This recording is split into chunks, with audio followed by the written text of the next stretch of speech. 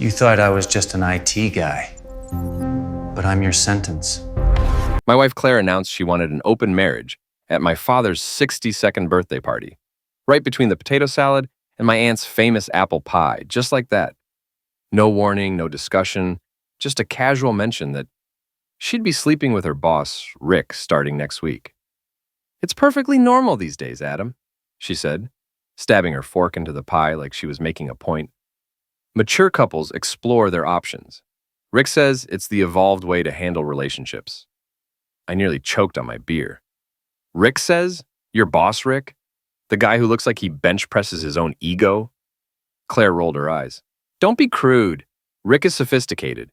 He understands that monogamy is an outdated concept designed to suppress human nature." My father, Frank, sitting across from us at the picnic table, went completely still. When my dad goes quiet, smart people start looking for exits. He'd spent 30 years working construction, building half the suburbs around Chicago with his bare hands, and he had zero tolerance for what he called fancy nonsense. "Excuse me?" Frank's voice could have cut steel. "Did you just tell my son you're planning to cheat on him?" Claire's face flushed red. "It's not cheating if we're both consenting adults who—" "Bees." Frank stood up, all 6 feet 2 inches of him casting a shadow over our table.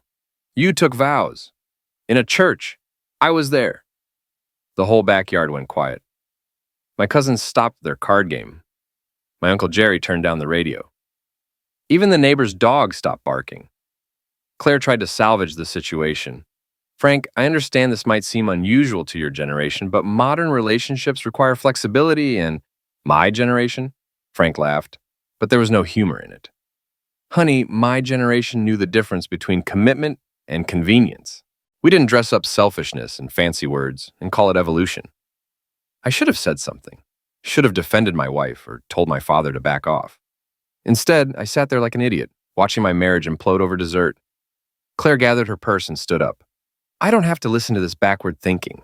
Adam, when you're ready to have an adult conversation about our future, you know where to find me."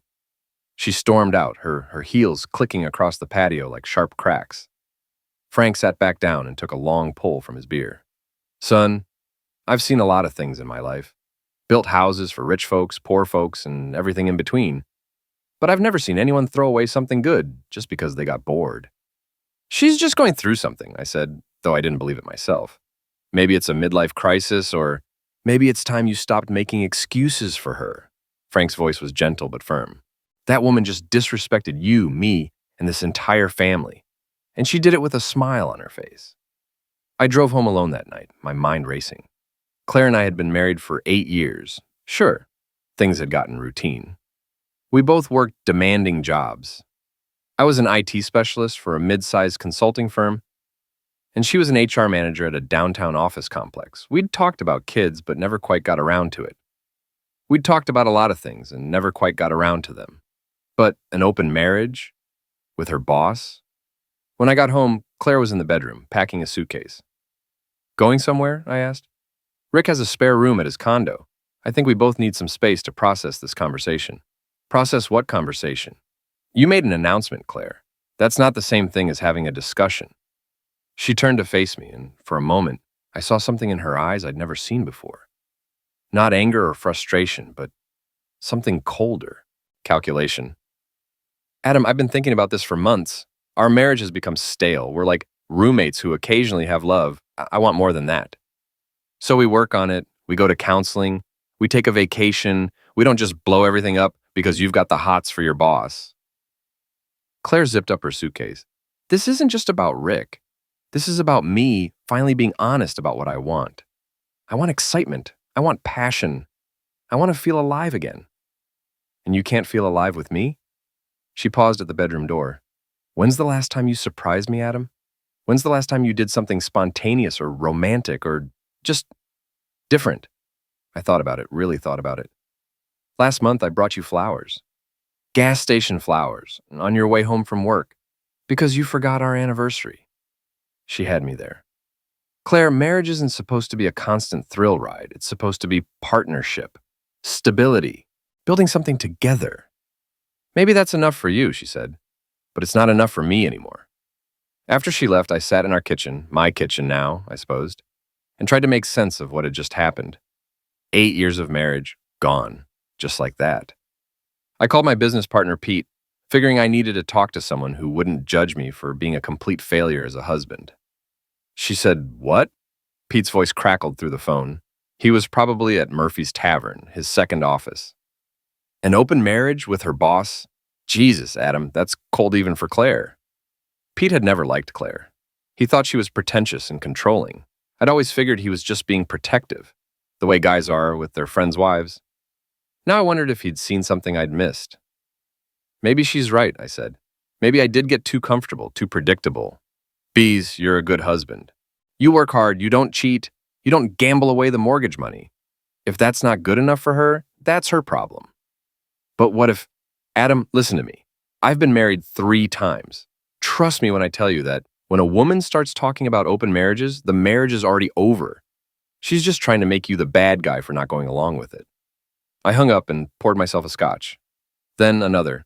By the time I went to bed, I'd finished half the bottle and made a decision. If Claire wanted excitement, I'd give her excitement, just not the kind she was expecting. The next morning, I woke up with a hangover and a plan. Well, the beginning of a plan. Claire wanted to play games? Fine, but she'd forgotten one important detail. I was an IT specialist. I understood systems, networks, and vulnerabilities. And after 8 years of marriage, I knew all of Claire's vulnerabilities. I started with reconnaissance. Claire worked at Meridian Plaza, a glass and steel monument to corporate mediocrity downtown. Rick Devlin was the regional facilities manager, which meant he controlled everything from parking assignments to office temperature. It was a position that gave him just enough authority to feel important, and just enough access to misuse that authority. I'd met Rick exactly twice. Once at Claire's company Christmas party, where he'd spent the entire evening talking about his CrossFit routine and his motorcycle. The second time was at a barbecue at Claire's coworker Jan's house, where he'd cornered me for 20 minutes, explaining why my Honda Civic was basically a toy car for people who'd given up on life. Rick was 45, divorced, and had the kind of aggressive confidence that comes from being mediocre at everything but too stupid to realize it. He wore expensive suits that didn't quite fit and cologne that could be detected from orbit. In short, he was exactly the kind of man who would convince a bored housewife that an open marriage was sophisticated instead of just sad. I called Pete and asked him to meet me for lunch. Pete Kowalski had been my business partner for 3 years.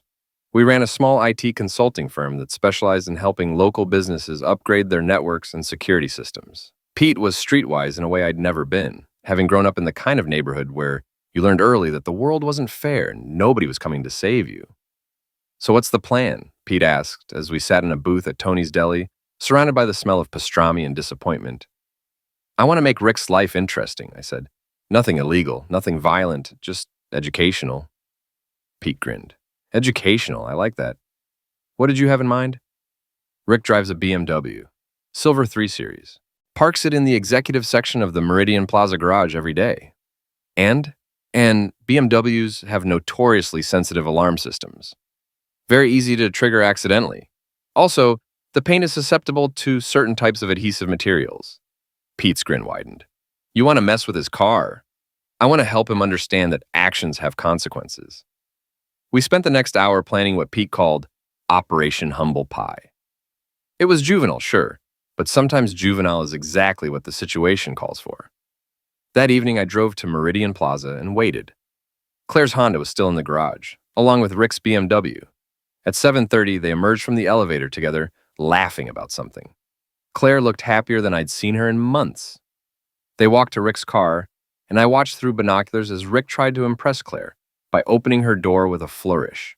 What he didn't expect was the industrial-strength superglue that Pete and I had applied to the door handle earlier that afternoon. Rick's hand stuck fast to the handle. For a moment, he just stood there, confused. Then he started pulling, then yanking, then cursing loud enough to echo through the parking garage. Claire tried to help, which resulted in her getting her designer purse strap tangled in Rick's stuck arm. The harder they struggled, the more ridiculous they looked. I started recording with my phone. It took them 15 minutes and a maintenance worker with a bottle of acetone to get Rick free. By then, a small crowd had gathered, including several of Claire's coworkers. Rick's face was red with embarrassment and rage. Claire looked like she wanted to disappear into the concrete. But the real masterpiece was what they discovered when they finally got the door open. Pete and I had filled Rick's car with packing peanuts. Thousands of them. They poured out of the car like a polystyrene avalanche, covering Rick's expensive shoes and Claire's dress. I uploaded the video to YouTube that night with the title, Executive Parking Fail. It got 47 views in the first hour. The next day, I decided to escalate things. I called Meridian Plaza's main number and asked to be transferred to Human Resources. Hi, this is Adam Reno. I'm calling to report a potential workplace harassment situation involving one of your managers. The HR representative, a woman named Sandra, sounded bored. What kind of harassment, sir? Inappropriate harassment. I have reason to believe that Rick Devlin is using his position to coerce female employees into inappropriate relationships. Do you have specific evidence of this behavior? I have video evidence of Mr. Devlin engaging in inappropriate physical contact with a subordinate in the company parking garage. I'd be happy to provide it for your investigation. There was a long pause. Can you email that to our confidential reporting address? Absolutely. I sent the parking garage video, along with a carefully worded explanation that raised concerns about Rick's conduct. I made sure to mention that the female employee appeared distressed by the situation and that Rick seemed to be forcibly restraining her. It wasn't technically a lie. Claire had looked distressed. Rick had been restraining her, albeit because his hand was glued to his car door. Context is everything. 2 days later, Pete called me with an update. Your boy Rick got called into HR yesterday. Spent 2 hours in there. Word is they're opening an investigation. How do you know that? My cousin Diane works in the Meridian Plaza cafeteria. She hears everything. Apparently Rick came out of that meeting looking like someone had just told him his motorcycle was actually a scooter. I felt a surge of satisfaction. What about Claire? Also got called in. Diane says she looked nervous as heck, kept checking her phone every 5 seconds. That evening, Claire called me. Adam, we need to talk. I thought you were done talking to me. Something about me not being evolved enough for your sophisticated lifestyle. Don't be an A. This is serious. Someone filed a complaint against Rick at work. They're investigating him for misconduct harassment. That's terrible, I said, trying to sound concerned. I hope it's not true. Of course it's not true. Rick would never... He's not like that. How can you be sure? You've only known him as your boss. Maybe he has a pattern of this kind of behavior. Because I know him, Adam. We've gotten close. Right, the open marriage thing. How's that working out for you? There was a long pause. It's complicated. I bet it is. Especially now that your boyfriend is under investigation for misconduct harassment. That's got to put a damper on the whole evolved relationship thing. Adam, did you... She stopped herself. Did I what? Nothing. Never mind. But I could hear it in her voice. Suspicion. Fear.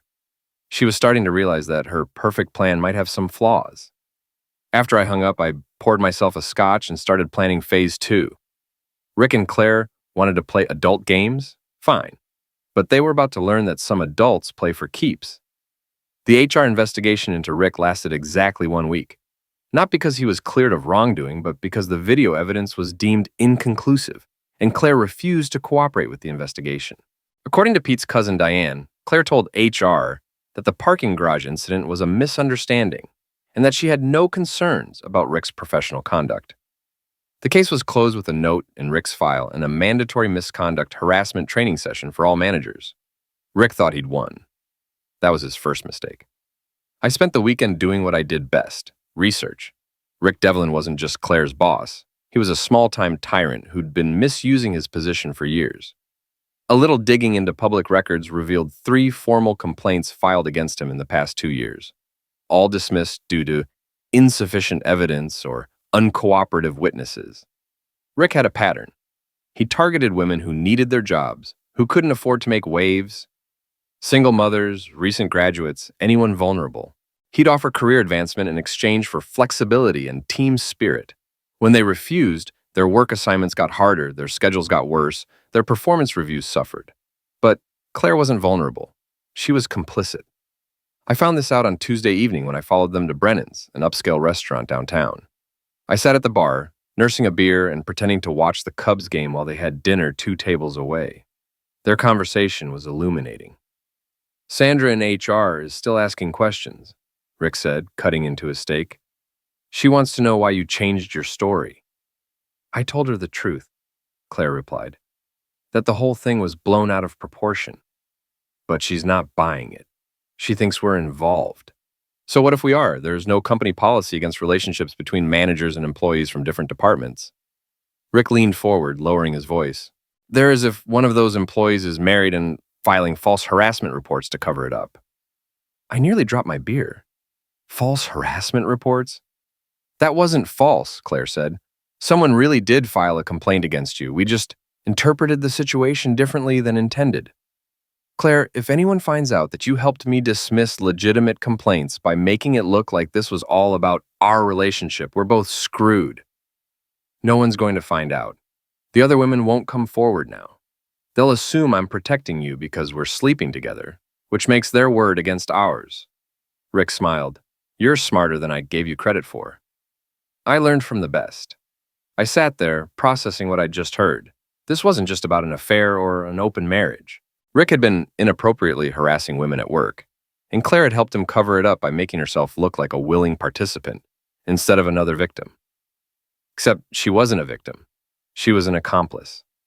I finished my beer and left, my mind racing. This changed everything. Rick and Claire weren't just cheating on me. They were destroying other women's careers and lives. The 3 complaints that had been dismissed, those were real women with real grievances who'd been silenced by Claire's performance. The next morning, I called in sick and drove to the public library. I needed to do some serious research, and I couldn't risk using my home or office computer for what I had in mind. It took me 4 hours to track down the 3 women who'd filed complaints against Rick. Jennifer Martinez, a single mother who'd worked in accounting until she was suddenly downsized 6 months ago. Lisa Chen, a recent college graduate who'd quit her job in facilities coordination after 3 months, citing personal reasons. And Sarah Williams, a marketing assistant who'd transferred to a different department after filing a complaint that was dismissed for lack of evidence. I found Jennifer first. She was working as a waitress at a diner in Schaumburg, pulling double shifts to make ends meet after losing her job at Meridian Plaza. Excuse me, I said, approaching her table during a slow afternoon. Are you Jennifer Martinez? She looked up, suspicious. Who's asking? My name is Adam Reno. I think we have a mutual acquaintance, Rick Devlin. Her face went pale. I don't know what you're talking about. I think you do, and I think you deserve to know that he's still doing it, still harassing women at work, still getting away with it. Jennifer glanced around the empty diner, then sat down across from me. What do you want? I want to help you get justice, and I want to stop him from hurting anyone else. Justice, Jennifer laughed bitterly. Do you know what justice looks like for a single mother? With no college degree and a misconduct harassment complaint on her employment record? It looks like serving coffee to truckers for $8 an hour, plus tips. What if I told you there was a way to make Rick pay for what he did, without lawyers, without courts, without any risk to you? Jennifer studied my face. I'd say you sound like someone with a personal grudge. You'd be right. Rick is sleeping with my wife. But that doesn't mean he doesn't deserve what's coming to him. I spent the next hour listening to Jennifer's story. Rick had promised her a promotion to senior accountant if she'd be flexible about working late and attending private meetings in his office. When she refused his advances, her workload doubled. Her performance reviews became hypercritical, and she was eventually laid off in a restructuring that eliminated exactly one position, hers. The worst part, Jennifer said, was that everyone knew what was happening, but no one would say anything. There was this woman in HR, Claire something, who made it seem like I was just a disgruntled employee making false accusations because I was bitter about my job performance. Claire Reno, I said. My wife. Jennifer stared at me. Your wife destroyed my career to protect her boyfriend. Ex-wife, I corrected. And yes, she did, but we're going to fix that. I found Lisa Chen working at a coffee shop near Northwestern University. Her story was similar, but worse. Rick had cornered her in the supply closet during her second week on the job and made it clear that her continued employment depended on her attitude toward management. I quit the next day, Lisa said. I couldn't afford to quit, but I couldn't afford to stay either. My parents were so disappointed. They'd sacrificed everything to put me through college, and I couldn't even keep my first real job for a month. Sarah Williams was harder to track down, but I eventually found her working in the marketing department of a small nonprofit. She'd managed to stay at Meridian Plaza by transferring departments, but the experience had left her scared and demoralized. "I see him in the hallways sometimes," Sarah said when I called her. "He smiles at me like we share some kind of secret. It makes me sick." "What if I told you there was a way to make sure he never smiled at you again?" "I'd say you don't understand how this works. Men like Rick Devlin don't face consequences. They just find new victims." "Maybe, but what if this time was different?" By Thursday evening, I had everything I needed. 3 detailed statements from Rick's victims, documentation of the dismissed complaints, and a plan that would destroy both Rick and Claire without breaking a single law. I called Pete and asked him to meet me at Murphy's Tavern. "You look like a man with a plan," Pete said, sliding into the booth across from me. "I am, and it's a good one. Lay it on me." I pulled out a folder and spread the contents across the table. "Rick Devlin has been misconduct harassing women at Meridian Plaza for years. My wife has been helping him cover it up. They think they're untouchable because they've silenced their victims and manipulated the system." Pete whistled low. "That's some serious crap, Adam." "It gets worse. They're planning to expand their operation.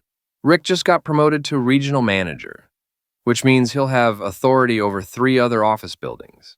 That's hundreds more potential victims." "So what's the plan?" I smiled. "We're going to give Rick and Claire exactly what they deserve.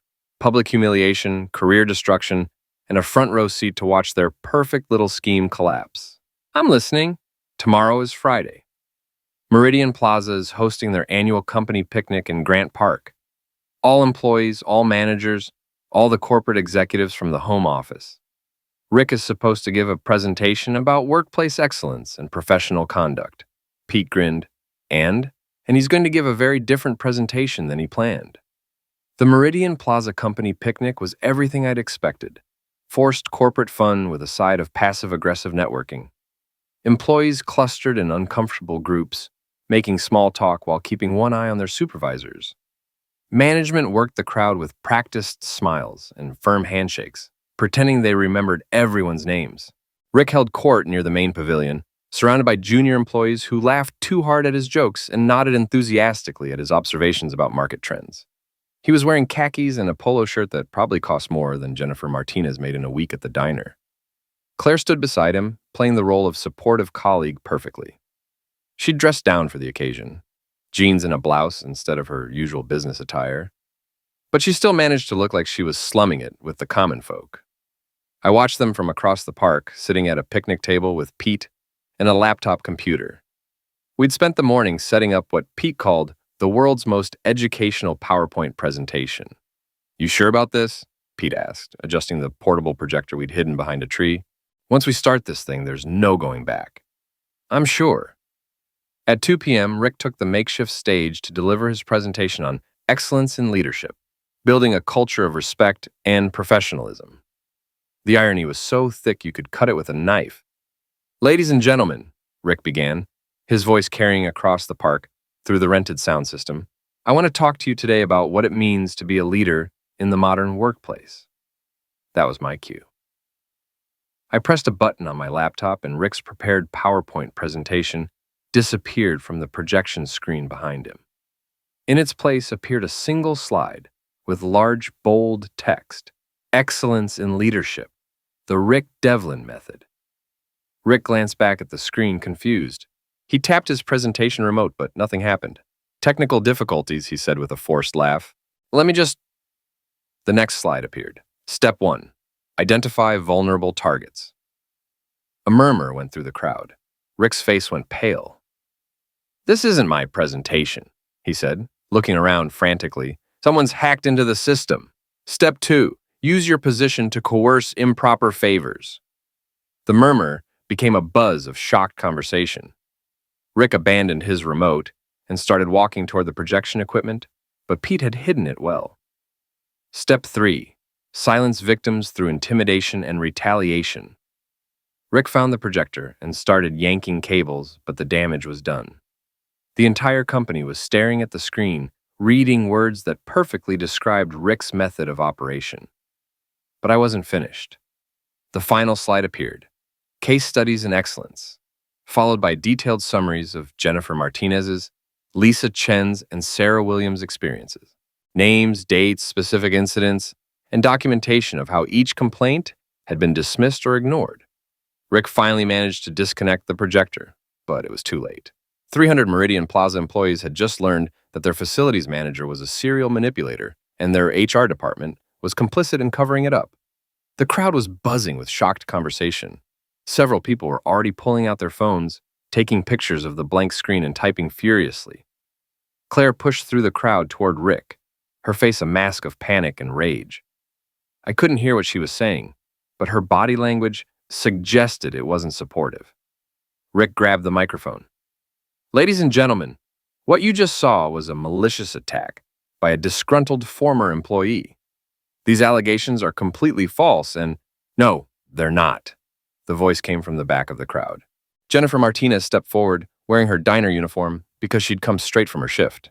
"My name is Jennifer Martinez," she said, her voice steady despite the trembling in her hands. "I used to work in accounting at Meridian Plaza until Rick Devlin destroyed my career because I wouldn't sleep with him." The crowd parted as Jennifer walked toward the stage. Behind her came Lisa Chen and Sarah Williams. "I'm Lisa Chen," Lisa said. "Rick Devlin inappropriately harassed me during my first week on the job. When I reported it, I was told there wasn't enough evidence to pursue an investigation." "Sarah Williams," Sarah added. "Rick Devlin made my work life heck for 6 months until I agreed to transfer departments just to get away from him." Rick stood frozen on the stage, the microphone still in his hand. Claire had disappeared into the crowd, probably looking for an exit. "These women are lying," Rick finally managed. "This is all a setup, a conspiracy to destroy my reputation." "Prove it," Jennifer said. "Show them your employment records. Show them the complaints that were filed against you. Show them the performance reviews you gave us after we refused your advances." Rick looked around desperately, searching for support from his colleagues. He found none. The other managers were backing away from him, like he had a contagious disease. "I don't have to prove anything," Rick said. "I'm the victim here. This is harassment. This is defamation." "This is justice," I said, stepping out of the crowd. Rick's eyes found mine, and I saw recognition dawn on his face. You did this." "I facilitated it," I corrected. "But you did this to yourself. Every choice, every victim, every cover-up. That was all you. You're Claire's husband, the pathetic loser who couldn't satisfy his own wife." I smiled. "Ex-husband. And you're right, I couldn't satisfy her. Turns out she has very specific needs, like helping inappropriate predators destroy innocent women's lives. That's not really my thing." Rick dropped the microphone and jumped down from the stage, heading straight for me. He was bigger than me, probably stronger, but he was also panicked and stupid. I stepped aside as he lunged, and Rick went sprawling into a picnic table covered with potato salad and coleslaw. The table collapsed, dumping food all over Rick's expensive polo shirt. The crowd erupted in laughter and applause. Someone started recording with their phone. Within minutes, executive faceplants into potato salad would be trending on social media. Rick struggled to his feet, covered in mayonnaise and humiliation. "This isn't over," he snarled. "Yes, it is," said a voice from behind him. We all turned to see a woman in a business suit approaching the stage. She was flanked by 2 security guards and looked like someone who was used to being obeyed. "I'm Margaret Walsh, Vice President of Human Resources for Meridian Plaza's parent company," she announced. "Mr. Devlin, you're terminated, effective immediately. Security will escort you from the premises." Rick's mouth fell open. "You can't do this. I have a contract. I have rights." "You had rights," Walsh corrected. "You forfeited them when you decided to use your position to inappropriately harass employees and cover up misconduct. Our legal department will be in touch regarding potential criminal charges." The security guards moved in, flanking Rick on both sides. He looked around the crowd one more time, searching for any sign of support or sympathy. He found none. As they escorted him away, Rick's eyes found mine again. "This is your fault," he said. "All of this is your fault." "No," I replied. "This is your consequence." After Rick was gone, Margaret Walsh addressed the crowd. She apologized for the company's failures, announced a comprehensive review of all HR policies, and promised that anyone who had experienced harassment would be given a fair hearing. Jennifer, Lisa, and Sarah were invited to meet with the legal department to discuss their cases. All three would eventually receive settlements and job offers from other companies in Meridian Plaza's network. But I wasn't finished yet. Rick was gone, but Claire was still out there somewhere, probably planning her next move. I found her in the parking lot, sitting in her Honda and crying. "Rough day?" I asked, tapping on her window. She rolled it down, her mascara streaked and her face blotchy from tears. "You destroyed everything." "I exposed everything. There's a difference." "Rick's career's over. His reputation is ruined. He'll never work in management again." "Good. Maybe he'll learn a trade. I hear construction is hiring." "What about me, Adam? What about my career? My reputation?" I leaned down so we were eye to eye. "What about Jennifer Martinez's career? What about Lisa Chen's reputation? What about Sarah Williams's future?" "That's different." "How?" It was complicated. You don't understand the dynamics involved. I understand that you helped an inappropriate predator destroy innocent women's lives because it was convenient for your affair." Claire wiped her eyes with a tissue. "It wasn't like that." "Then what was it like?" She was quiet for a long moment. Then, "I was protecting myself." "From what?" "From Rick. From the same thing that happened to them." I stared at her, processing this revelation. "Rick was harassing you, too?" "At first, but then I realized I could use it. If I played along, if I made it look like I wanted it, then I had power over him instead of the other way around." "So you threw other women under the bus to save yourself." "I survived. That's what matters." "No, Claire, that's what makes you worse than Rick. He's a predator, but you're a collaborator. You had choices, and you chose to sacrifice innocent people for your own benefit." Claire started her car. "I'm leaving, Adam. I'm moving to Phoenix. My sister has a job lined up for me there." "Running away?" "Starting over. Something you should consider." "I don't need to start over. I need to finish what I started." She drove away without another word, leaving me standing in the parking lot with Pete and the three women whose lives Rick had tried to destroy. "So what now?" Pete asked. I looked around at the aftermath of Rick's public destruction. The crowd was dispersing, but people were still talking, still processing what they'd witnessed. Rick's career was over, Claire was gone, and justice had been served. But I wasn't satisfied yet. Rick and Claire had gotten off too easy. They'd lost their jobs and their reputations, but they'd walk away with their freedom and their savings accounts intact. That was about to change. 3 weeks after the company picnic, I received an unexpected phone call. "Mr. Reno, this is Detective Sarah Morrison with the Chicago Police Department. I'd like to speak with you about Rick Devlin." My heart skipped a beat. What about him? "We're investigating several complaints of misconduct harassment and potential criminal misconduct. Your name came up as someone who might have relevant information." I met Detective Morrison at a coffee shop in Lincoln Park the next morning. She was a serious woman in her 40s with sharp eyes and the kind of direct manner that suggested she'd seen enough BS to last several lifetimes. "Tell me about your relationship with Rick Devlin," she said, pulling out a notebook. "He was sleeping with my wife, ex-wife now." "And that's why you orchestrated the incident at the company picnic?" "I orchestrated the truth being told publicly. What Rick did to those women was criminal. What my ex-wife did to help him was despicable." Detective Morrison nodded. "We've spoken with Jennifer Martinez, Lisa Chen, and Sarah Williams. Their stories are consistent and detailed. We've also reviewed employment records and internal communications from Meridian Plaza. And we have enough evidence to charge Rick Devlin with misconduct harassment, misuse of power, and potentially extortion. The problem is he's disappeared." I set down my coffee cup. "Disappeared? Left his apartment, closed his bank accounts, disconnected his phone. We have reason to believe he's fled the state, possibly the country." "What about Claire, my ex-wife?" "Claire Reno is also missing. She was supposed to report for an interview with our department yesterday and failed to appear. Her sister in Phoenix says she never arrived there." I felt a chill run down my spine. Rick and Claire were gone, vanished like smoke. All my careful planning, all the evidence I'd gathered, all the justice I'd delivered, it meant nothing if they'd escaped. "Do you have any idea where they might have gone?" Detective Morrison asked. "No, but I might know someone who does." That afternoon, I drove to Jennifer Martinez's apartment. She was getting ready for her shift at the diner, but she agreed to talk when I explained the situation. Rick kept talking about his boat, she said, pouring herself a cup of coffee. He was always bragging about this cabin cruiser he kept at some marina, said it was his escape from the stress of management. Did he ever mention which marina? Somewhere up north, I think. Michigan, maybe? He said it was far enough away that he could disappear for weeks without anyone finding him.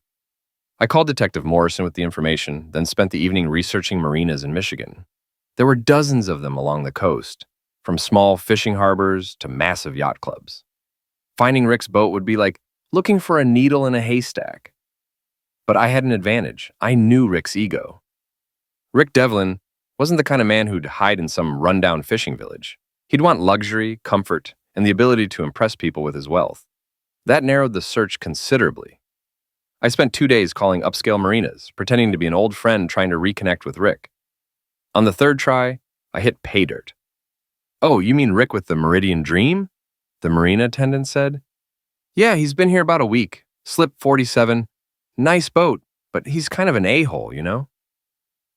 Harbor Springs Marina was a 4-hour drive from Chicago. I called Pete and asked him to meet me there. "You sure about this?" Pete asked as we drove north on I-94. "Maybe we should let the cops handle it. The cops can't cross state lines without a warrant, and Rick will be gone by the time they get one. Besides, I want to look him in the eye when his perfect escape plan falls apart." We arrived at Harbor Springs just after sunset. The marina was exactly what I'd expected. Expensive boats, manicured grounds, and the kind of artificial perfection that rich people paid for when they wanted to play at being sailors. Slip 47 housed a 30-foot cabin cruiser named Meridian Dream. The boat was dark, but I could see movement through the windows. "Now what?" Pete whispered. "Now we wait." We didn't have to wait long. At 9 p.m., Rick emerged from the cabin, dressed in shorts and a polo shirt, carrying a bottle of wine. He walked down the dock toward the marina's restaurant, whistling softly to himself. "He looks pretty relaxed for a fugitive," Pete observed. "That's about to change." I called Detective Morrison and gave her the marina's address. Then Pete and I settled in to watch Rick's last night of freedom. Rick spent 2 hours at the restaurant drinking wine and flirting with a woman who looked young enough to be his daughter. He was playing the role of successful businessman on vacation, probably telling her stories about his important job and his bright future.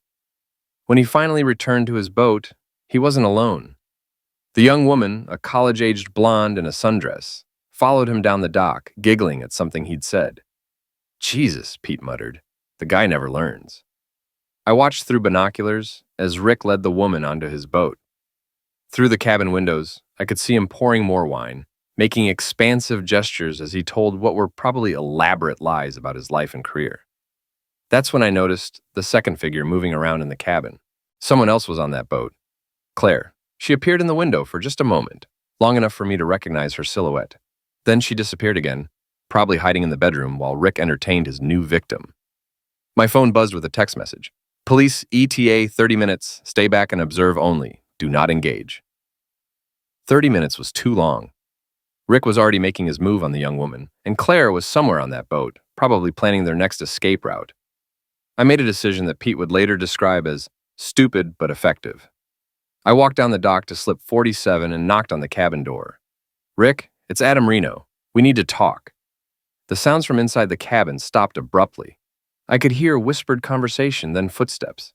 Rick opened the door, trying to look casual but failing completely. "Adam, what a surprise. What brings you to Michigan?" "You do, and Claire. And the fact that you're both fugitives from justice." The young woman appeared behind Rick, looking confused. "Rick, who is this?" "Nobody important," Rick said. "Just an old acquaintance from Chicago." "I'm the guy whose wife Rick was sleeping with," I told her. "I'm also the guy who exposed him as an inappropriate predator at his company picnic 3 weeks ago." The woman's face went pale. She looked from me to Rick, processing this information. "That's not true," Rick said quickly. "This man is mentally unstable. He's been stalking me since his wife left him for someone better." "Really?" I pulled out my phone and showed her the video of Rick face-planting into the potato salad. "Does this look like the behavior of someone who's mentally stable?" The woman watched the video, her expression changing from confusion to disgust. "Oh my God, you're that guy. This is all over social media." "What?" Rick grabbed my phone, staring at the screen in horror. The video had gone viral. 2 million views and the counting. The comments were brutal. "Executive meltdown. Potato salad justice. When karma comes to the company picnic. Rick's public humiliation had become a global phenomenon. I need to go, the young woman said, backing toward the dock. This is crazy! You're crazy! She hurried away, leaving Rick and me alone on the boat. That's when Claire emerged from the bedroom, wearing a bathrobe and a look of pure hatred. Hello, Claire, I said. Nice hideout, very romantic. What do you want, Adam? I want you to face the consequences of your actions, both of you.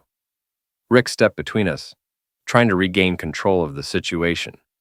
You need to leave. This is private property. Actually, it's a crime scene. The police will be here in about 20 minutes to arrest you both. Claire's face went white. You called the police?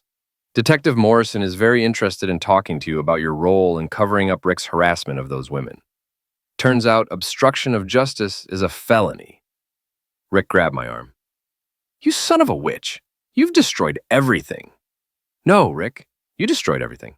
I just made sure everyone could see it. That's when Rick made his final mistake. He swung at me, a wild haymaker that would have knocked me into the lake if it had connected. It didn't connect. I ducked under his punch and pushed him backward. Rick stumbled, tripped over a deck chair, and went crashing through the boat's railing into the harbor. The splash was tremendous. Claire screamed and ran to the edge of the boat. Rick, can you swim? Apparently, Rick could swim, but not very well. He flailed around in the dark water, cursing and spitting, while I watched from the deck. You might want to help him, I told Claire. The water's pretty cold, and hypothermia can set in quickly. Claire glared at me with pure hatred. I hope you're happy. I'm getting there. By the time the police arrived, Rick had been pulled from the water by marina security and was sitting on the dock, wrapped in a blanket and shivering uncontrollably. Claire was in handcuffs, having been caught trying to destroy evidence on the boat. Detective Morrison approached me as the suspects were loaded into police cars. Nice work, Mr. Reno. We've got them both on multiple charges. What happens now? Now they face trial. Rick's looking at serious prison time for the harassment charges, and Claire will likely plead down to a lesser charge in exchange for testimony against him. I watched as the police cars pulled away, taking Rick and Claire toward their long-overdue appointment with justice. So it's over? Pete asked. Not quite, I said. There's still one more thing I need to do. 6 months later, Rick Devlin was sentenced to 5 years in federal prison for misconduct, harassment, misuse of power, and obstruction of justice. Claire received 2 years probation and community service in exchange for her testimony against Rick. I thought it was over. I thought justice had been served and I could move on with my life. I was wrong. The call came on a Tuesday evening in March. I was at home, working on a client's network security upgrade, when my phone rang. Adam Reno? Speaking. This is Rick Devlin. I think we need to talk. My blood went cold. You're supposed to be in prison. I got out early. Good behavior. Turns out I'm very good at following rules when my freedom depends on it. What do you want? I want my life back, my reputation, my career, everything you took from me. I didn't take anything from you. You lost it all by being a predator and a criminal. Rick's laugh was cold and bitter. You destroyed me, Adam. You humiliated me in front of hundreds of people, ruined my career, and sent me to prison. Now it's my turn. Your turn to what? To return the favor. I'll be seeing you soon. The line went dead. I immediately called Detective Morrison, but she was out of the office. I left a message explaining the situation and asking for advice. Then I called Pete. He's out of prison? Pete sounded incredulous. How's that possible? Good behavior, apparently. And he's planning some kind of revenge. What are you going to do?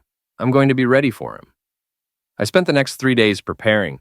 I installed additional security cameras around my house, changed all the locks, and set up motion sensors in the yard. I also reached out to Jennifer Martinez, Lisa Chen, and Sarah Williams to warn them that Rick was free. All 3 women were terrified. He knows where I work, Jennifer said when I called her. He knows where I live. What if he comes after me? He won't, I assured her. Rick's not interested in you anymore. He's focused on me. I hoped I was right. On Friday evening, I got my answer. I was in my kitchen making dinner when the power went out. Not just in my house, the entire block was dark. That's when I heard the voice from my backyard. Adam, come out and play. I looked through the kitchen window and saw a figure standing in my yard. Rick Devlin, but different. Prison had changed him. He was thinner, harder, and there was something in his eyes that hadn't been there before. something dangerous. What do you want, Rick? I want you to feel what I felt. The humiliation, the helplessness, the knowledge that your life is over and there's nothing you can do about it. Your life isn't over. You served your time. You can start fresh. Start fresh? Rick laughed. Do you know what it's like to try to get a job when the first thing that comes up in a Google search is a video of you falling face first into potato salad? Maybe you should have thought of that before you started harassing women. Maybe you should have minded your own business. Rick stepped into the light from my kitchen window, and I saw that he wasn't alone. 2 other men flanked him, both large and intimidating. Meet my new friends, Rick said. Bruno and Eddie. They helped me adjust to prison life, and now they're helping me adjust to freedom. I recognize the type, ex-cons with nothing to lose, and no problem using violence to solve problems. This is between you and me, Rick. Leave them out of it. Oh, they're very much in it. You see, Bruno and Eddie have their own issues with people who cooperate with law enforcement. They're what you might call antisocial. I backed away from the window and grabbed my phone to call emergency. The line was dead. They'd cut the phone lines. That's when I heard the sound of breaking glass from the front of the house. They were coming in. I ran to my bedroom and grabbed the baseball bat I kept beside the bed. It wasn't much, but it was better than nothing. The house was dark and quiet. I could hear them moving around downstairs, searching for me. Adam! Rick's voice echoed through the house. Come out, wherever you are. I crept to the top of the stairs and looked down. I could see flashlight beams moving through the living room. Check upstairs, Rick said. He's got to be here somewhere. Heavy footsteps started up the stairs. I retreated to my bedroom and locked the door, knowing it wouldn't hold them for long. That's when I remembered the security system I'd installed. The cameras were battery-powered and connected to a wireless network. Even with the power out, they were still recording. I grabbed my laptop and opened the security app. All 6 cameras were working, giving me a clear view of the entire house. Rick and his friends had split up. Bruno was coming up the stairs toward my bedroom. Eddie was searching the basement. Rick was in the kitchen, probably looking for tools. I had maybe 30 seconds before Bruno reached my door. I opened my bedroom window and looked down. It was a 12-foot drop to the roof of my garage. Risky, but better than facing Bruno in a confined space. I climbed out the window just as I heard Bruno trying my bedroom door. The garage roof was slippery with frost, but I managed to make it to the edge without falling. From there, it was an 8-foot drop to the ground. I landed hard, twisting my ankle, but I was mobile. Now what? I limped around to the front of the house and saw Rick's car parked in my driveway. A plan began to form. I pulled out my phone and realized I still had cell service. I called emergency and reported a break-in, then called Pete. Rick's at my house with 2 ex-cons. I whispered, they're trying to end me. Jesus Christ, where are you? Hiding in my front yard. The police are on the way, but I need backup. I'm 10 minutes out. I hung up and focused on the task at hand. Rick wanted to humiliate me? Fine, but turnabout is fair play. I crept to Rick's car and looked inside. The keys were still in the ignition. Rick had gotten arrogant in his planning. I opened the hood and disconnected the battery cables, then let the air out of all 4 tires. Rick's escape vehicle was now useless. That's when I heard shouting from inside the house. He's gone! The window's open! Find him! Check the yard! I saw flashlight beams moving toward the windows. In a few seconds, they'd be outside looking for me. I needed a better hiding spot. I remembered the storm drain that ran under my driveway. It was large enough for a person to crawl through and connected to the city's drainage system. Not comfortable, but safe. I lifted the drain cover and lowered myself into the concrete tunnel just as Bruno emerged from the house. From my hiding spot, I could hear everything. Where is he? Rick demanded. Gone, Bruno replied. Must have gone out the window. Check the neighbors' houses. He couldn't have gotten far. I waited in the cold, damp tunnel, listening to them search for me. After what felt like hours, but was probably only 20 minutes, I heard sirens in the distance. The police had arrived. I climbed out of the storm drain and walked toward the flashing lights. 3 patrol cars had surrounded my house, and officers were taking Rick, Bruno, and Eddie into custody. Detective Morrison arrived just as they were loading Rick into a police car. Mr. Reno, are you all right? I'm fine. Cold and wet, but fine.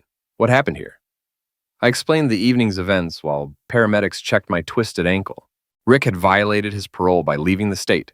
associating with known criminals, and committing breaking and entering. He was going back to prison for a long time. As the police cars pulled away, Pete arrived with a bottle of bourbon and a grin. "So," he said, looking at my disheveled appearance, "how was your evening?" "Educational," I replied. "I learned that storm drains are really uncomfortable. And Rick learned that some people don't stay victims." I looked at my house with its broken windows and damaged front door. It would take time and money to repair, but it was still standing, like me. "You know what the funny thing is?" I said. "What's that?" "Rick could have just disappeared after he got out of prison. Started over somewhere else, built a new life. But he couldn't let it go. He had to come back for revenge. And now he's going back to prison for even longer. Some people never learn." Pete opened the bourbon and poured 2 glasses. "To people who never learn," he said, raising his glass. "And to people who do," I replied. We drank to that, standing in the wreckage of what had been Rick's final, failed attempt at revenge.